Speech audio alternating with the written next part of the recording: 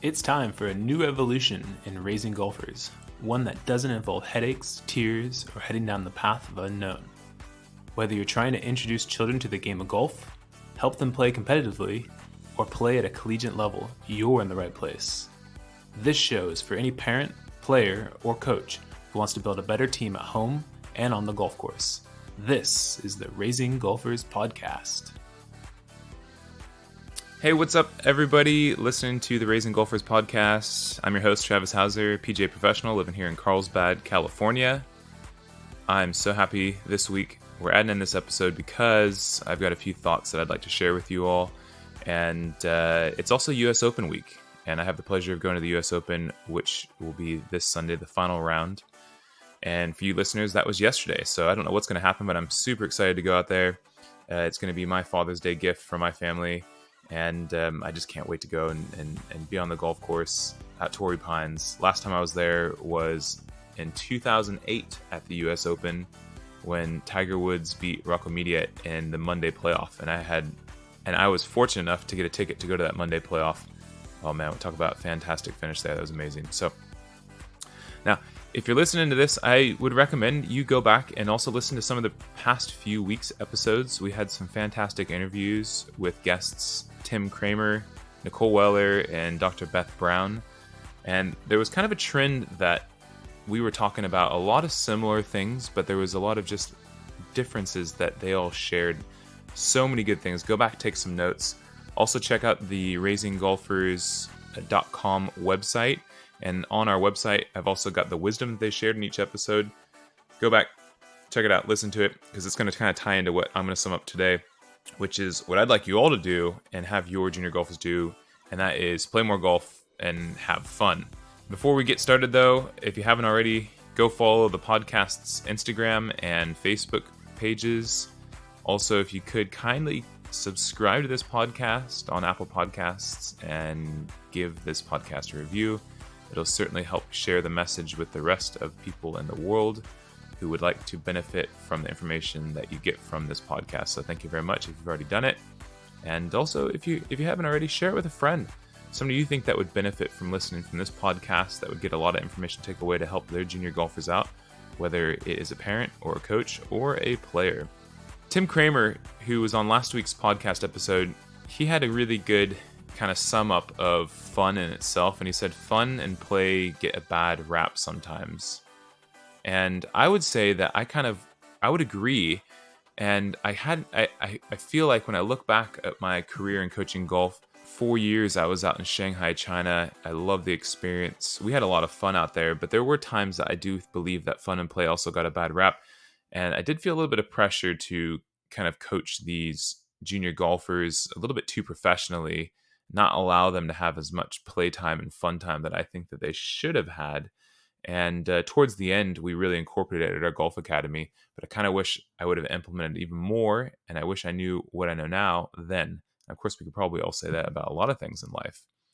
So what I would say is, first off, I'd like to talk a little bit about the power of play. So there's a lot of different benefits that I'm going to cover from the power of play. And the reason I'm doing this episode is for you listeners, whether you are a parent and you're concerned about the progression of your junior golfer through the game of golf. Maybe you feel like your junior golfer isn't improving, or maybe you feel like the coaching that they're getting just isn't enough for them to take their game to the next level.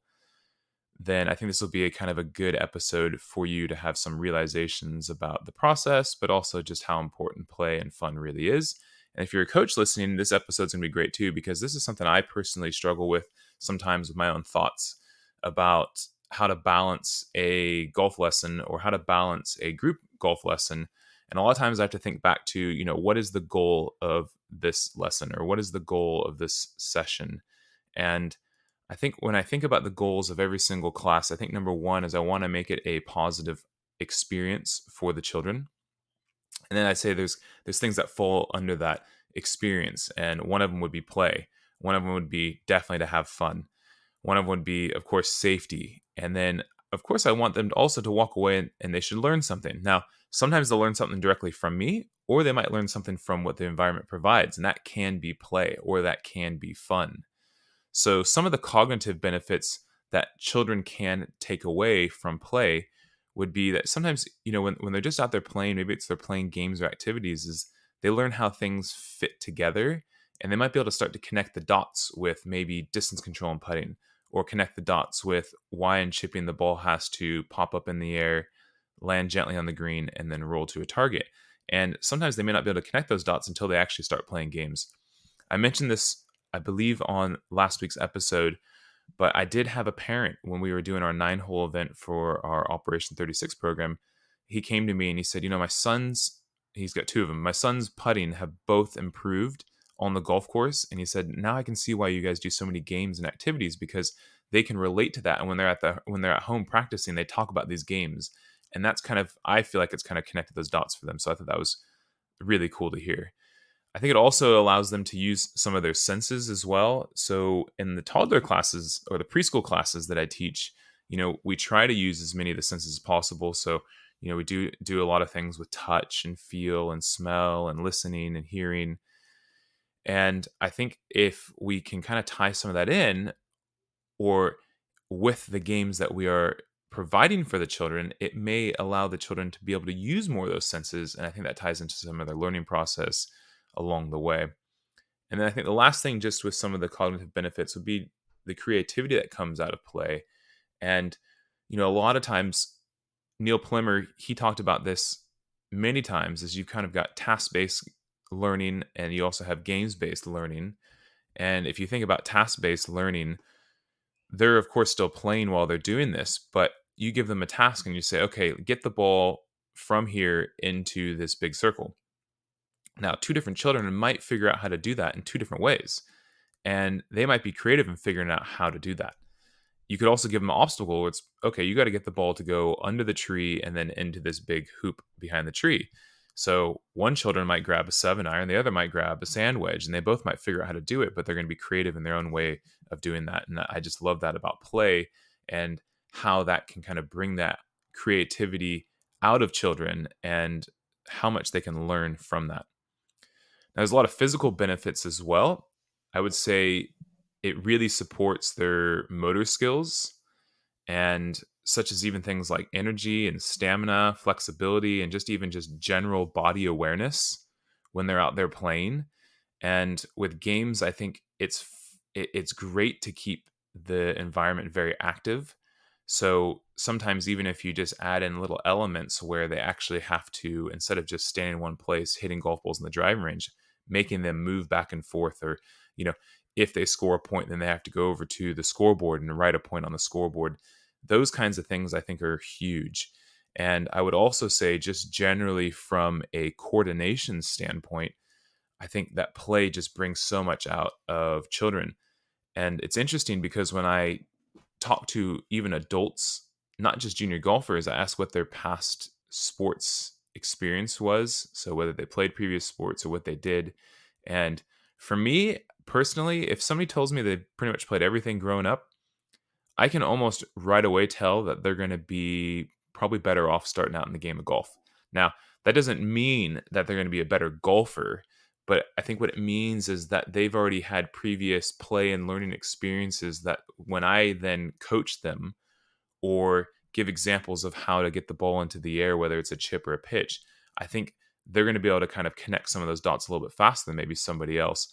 So play really brings out a lot of physical benefits, and I think it's just so important for children to play not just golf. I think they should play every sport, but even just speaking golf, I think within our golf sessions, they should be out there playing, they should be out there having fun, and again, there's just a lot of physical benefits.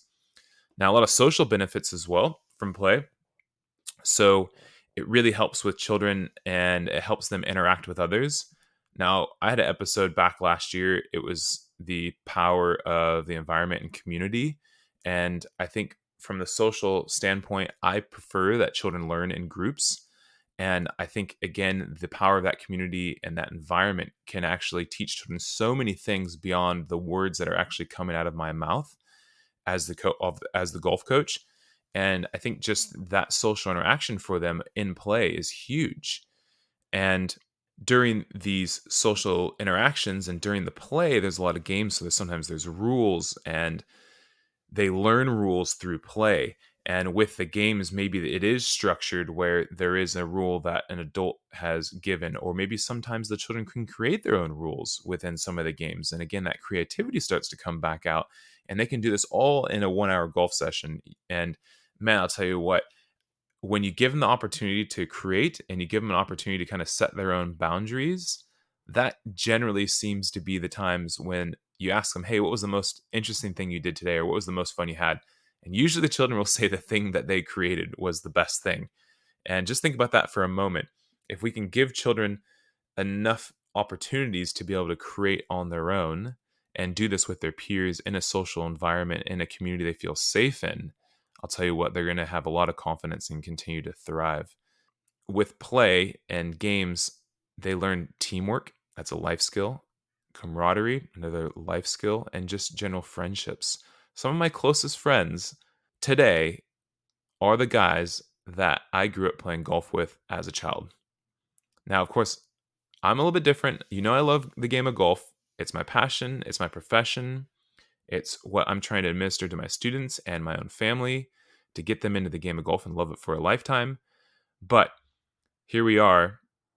Unfortunately, I'm getting old, but let's look back here 25 years later. My closest friends are those guys that I was growing up playing golf with. So there's a lot of great social benefits. And I'll tell you what, when we were kids, I just remember golf being so much fun. And all we did was play golf. And whether that was on the practice range or on the golf course together, that's all we did. And I don't have a single negative memory growing up playing the game of golf. And I think it's just because I was playing, I was playing, I was playing, I was having a ton of fun. Now, there's also a lot of emotional benefits, and this is something that kind of ties in with what some of the previous guests on the podcast have talked about, from Tim Kramer to Dr. Beth Brown and Nicole Weller. And I think the emotional side of golf is overlooked a lot of times because we talk about the mental game, but I think it's the emotional part of it is just, for whatever reason, it's something we don't think about very often. So for a child, though, let's just say we're playing a game. Well, when a child loses a game, they're going to start learning the process of sadness, anger, and grief.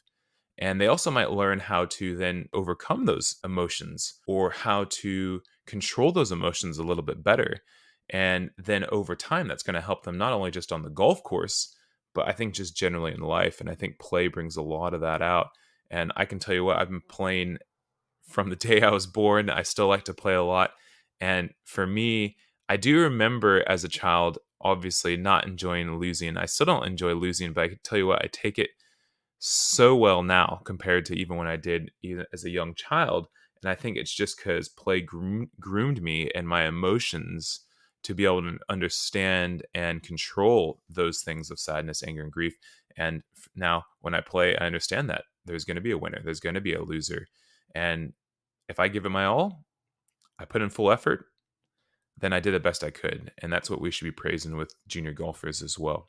Interestingly enough, I shared this example with Tim Kramer on the last podcast about emotions, and my 3.5-year-old son, he had a situation where he got a little bit upset, and I can't remember what it was, but he was a little upset about something. And then he said he wanted to go to the driving range. And when he went to the driving range, normally my son, he can at least hit the ball or make contact with the ball. Flies in the air sometimes it doesn't. But after he had this little emotional situation, it completely changed his physical performance, and he wasn't able to even strike the ball for the first 5 or 6 swings. Then he got it, and then it took him again another 5 or 6 swings to hit the second ball. So it's interesting. I think that's part of the learning process. And of course, my son's going to go through a lot of those experiences, but the more of those he can experience through play, I think it'll groom him more and more down the road, and he'll learn how to control those emotions even better and be able to work through them. So then, as far as preparation goes, now, I believe golf shouldn't have an end result of anything more than being able to play the game for the rest of your life. However, if a junior golfer decides to take a path where they want to start to compete, where they want to start playing in tournaments, where they want to start taking their game to the next level, then I would say that play again simulates a lot of really good, realistic environments to what a tournament or competition provides as well. So pressure would be one of them. Yesterday, I had a group of children. It was a camp that came out to the golf course. We were playing this game. It's called Gold Mine, and there was one gold nugget left, and it was a 3-foot putt. And all 10 of the junior golfers were standing there. They were watching this boy. He said he was nervous. He's played a lot of sports. He couldn't believe the pressure was on him, and he had to control himself. And guess what? He made the putt, and he was ecstatic afterwards, and so was his teammate that he made the putt. But I'm going to guess that junior golfer, he's been through a lot of those experiences just through other sports that he's played. But that same pressure he felt in the game yesterday would be very similar to what he's going to feel, let's just say, in a tournament when he has to make a 3-foot putt to win the tournament or has to make a 3-foot putt to qualify. So play really provides realistic feelings, whether it's physical or emotional. I really think it simulates real life situations that can also translate to what real golf course situations these children will go through. So, really believe there's so many benefits from play. And all of those things I just spoke about were things that happen kind of off the golf course. So now let's talk about play on the golf course, because this episode is about play more golf and have fun. So I also want the play more golf part to be part of this episode as well. So for me, I think a big eye opener was after I talked to Lynn and Pia from Vision 54, and I've got their book. I'm looking at it right now, Be a Player.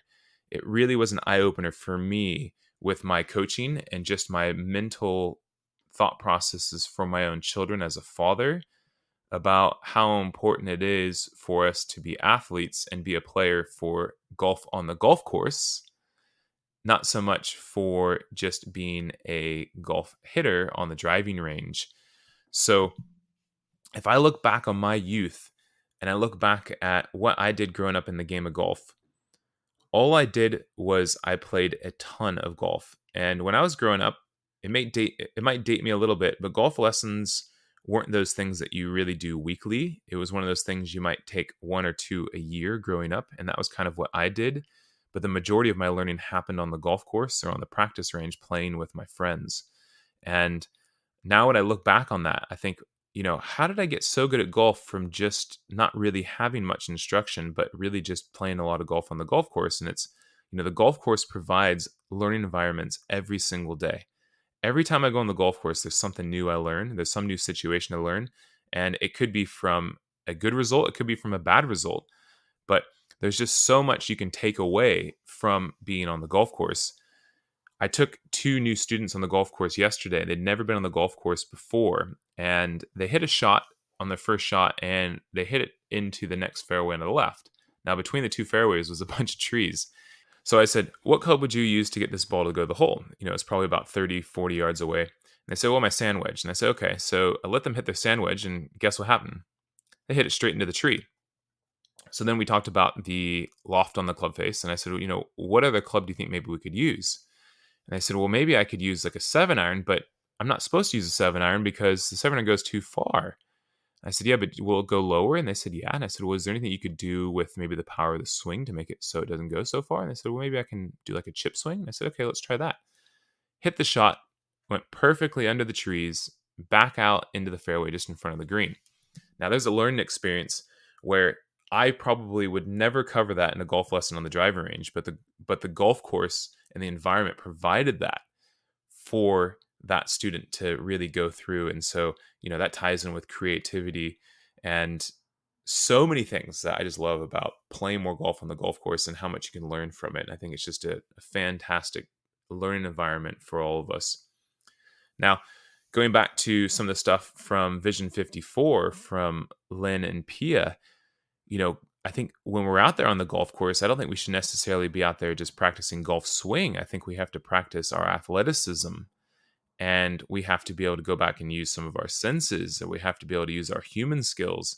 And I think when it's time to play, or they call it the play box, we should have already done the thinking. We should have already had that step taken care of before we even walked in and stood over the ball to hit the golf shot. Because I think if you're listening as an adult or even as a junior golfer, if you serve the ball and you got a checklist in your head before you make the golf swing, think about how well that performance has worked for you. And maybe it worked once, maybe it worked twice, but I guarantee you it's not going to work for the longevity of your game. And I think if we can become better athletes, and if we can figure out how to bring the best out of ourselves on the golf course, then I think what we'll do is we will progress and we'll continue to learn. So just some little things I do when I'm on my on-course lessons is I don't really talk about technical things, and I just kind of try to bring as much awareness to the player as possible. So I'll ask them things and say, hey, how's your grip pressure? And maybe they don't know. So we'll do a little grip pressure test, and I'll have them hit 3 or 4 balls on the golf course. And I'll say, okay, grip it tight, grip it normal, grip it light. Okay, which one felt better for your swing and your body and just made the swing feel more fluid? And you can probably guess which one they usually say, and it's usually the lighter one. So I do a lot of those kinds of things just to bring the awareness out of a player, because I think everybody has some good in their golf and their physical performance within them. It's just a lot of times we as adults or we as coaches have to help the players find it. So go out on the golf course, practice some of those things, give yourself a little bit more self-awareness of what your thoughts are, what your emotions are, and you can go back to the driving range. So then eventually you can be more proactive about controlling these things as opposed to reactive when you're out on the golf course. And then I would say the last thing is, if you've never played golf before, I would encourage you to get on the golf course. Or if your junior golfers never played on the golf course, encourage them to get on the golf course and have them start really close to the hole. I'm doing Operation 36 right now, which is a developmental program which has everybody start just 25 yards away from the hole. And I've had so many golfers that have gone out that have never touched a golf club before go on the golf course day one, and guess what? Humans and children are brilliant. You figure it out really quickly, and it's a fun, safe environment where you don't feel overwhelmed from starting back on the regulation tee boxes, and it encourages them to want to come back and play more and more golf out onto the golf course. So get out and play some more golf. There's so many benefits of it. And again, I'm going to leave you all with this. Parents, coaches, players, don't shy away from play. Don't shy away from having fun. This is a game. Golf is a game, and games are supposed to be fun. And you play the game. And so just remember that I think our goals need to be maybe a little bit realigned, or maybe your goals or your values just need to have kind of a checkup once in a while to make sure that what you're saying, what you're doing lines up with those values and those goals. And again, for me, I think golf, again, should be something that we strive to do for the rest of our lives and be able to play it and enjoy it for the rest of our lives. So if we can have fun now, we'll have fun for the longevity of the game, and that'll keep your junior golfer in the sport with you for a lifetime. Thank you so much, everybody, for listening to this episode. I hope you got a few things to take away from my thoughts about play and fun. And again, I'm doing this episode because after having the last 3 episodes on the podcast, it really made me realize and then rethink a lot of things that I do with my own coaching and just my own thoughts as a father. So I wanted to share those with you, and I think I hope that they benefit you as well. Have a fantastic week, and look forward to having you guys here back on the podcast next week. Thank you so much.